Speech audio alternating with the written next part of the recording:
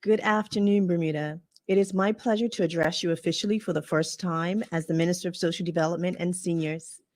Throughout my career as an occupational therapist, I've had the pleasure of serving persons from across our community and have seen the needs of our people firsthand when it comes to healthcare and social issues. There is no greater honor for me than to be able to use the skills and knowledge learned throughout my career to bring about change where it is needed the most.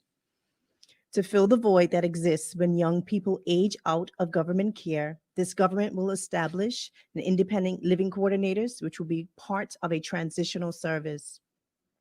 The independent living coordinators will create individual plans for our young people coming out of care to provide affordable housing options, post-secondary education, and career and financial advice, as well as access to physical and mental health care.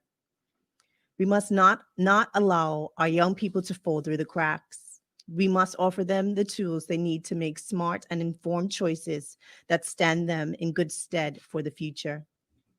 This government is dedicated to helping young people achieve their full potential, and we are committed to providing services and programs that are consumer-centered, which address social and emotional needs, and foster self-determination and self-sufficiency.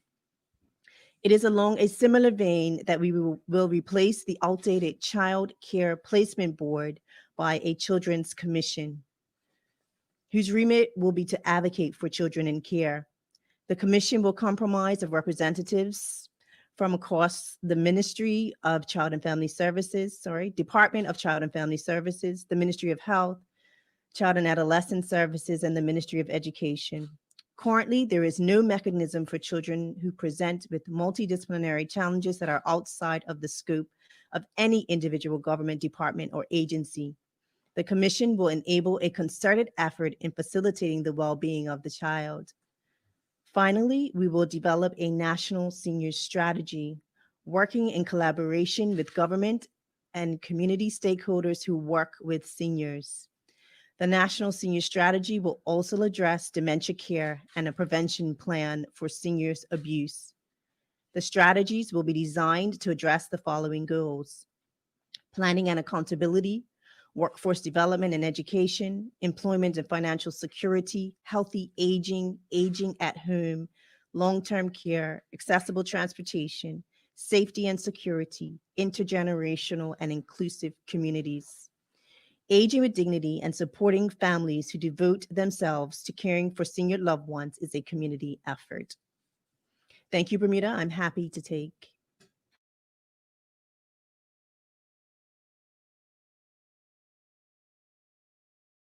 Good afternoon, everyone. Minister Furbert, members of the media. In the last week or so since becoming Minister of Youth, Culture, and Sports, I've had the opportunity to chat with a variety of officers within the ministry. I can tell you that these are very dedicated individuals, and it's evident that they love and have a passion for Bermuda arts, culture, heritage, youth, and sports. This is also a ministry that connects with so many areas of our community, and it's my immense pleasure today to express my privilege as well as my pleasure to serve as their minister. Our mission is to develop and celebrate people. We believe that the uniqueness of our people and our culture is our country's greatest asset, and our ministry is committed to developing and celebrating our people throughout the island. As it relates to the 2020 throne speech, our focus this upcoming session will be on the creation of a national youth policy and the development of a national cultural heritage policy. As we highlighted in the 2020 throne speech, Bermuda's future must be built by those to whom it belongs most. This ministry respects the values of our young people's contribution to society. The development of a national youth policy will foster direct engagement with our youth in the creation of government policy.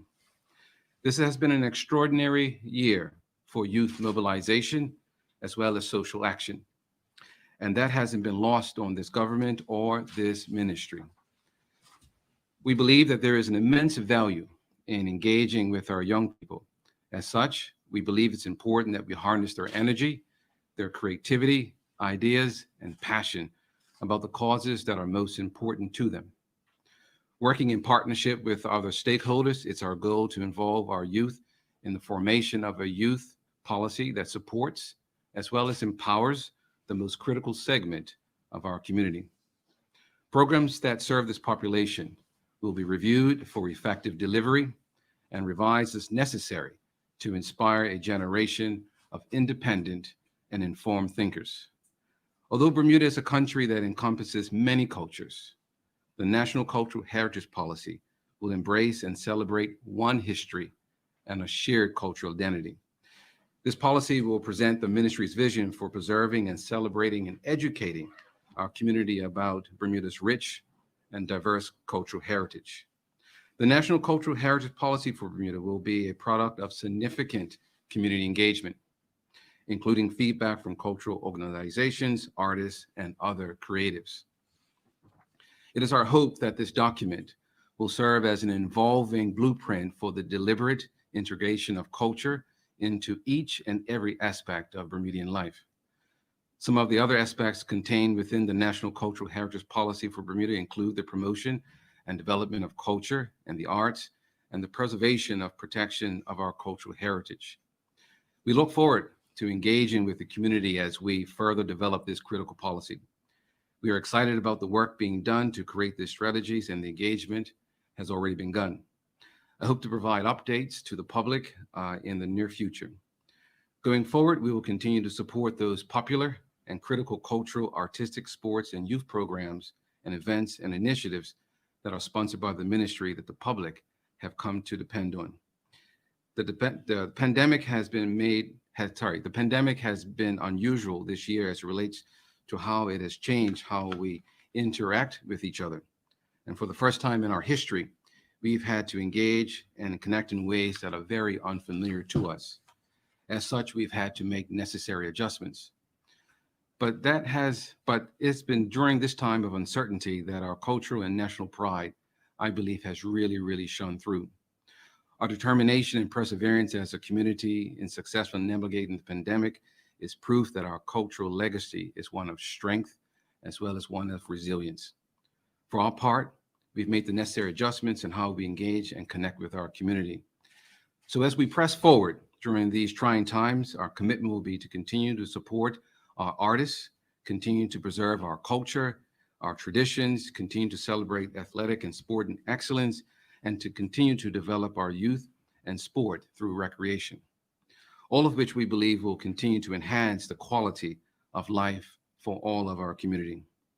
I'll end by reminding us that our culture is the backbone of our society. It is the glue that binds us together and informs us of our identity as individuals as well as a community.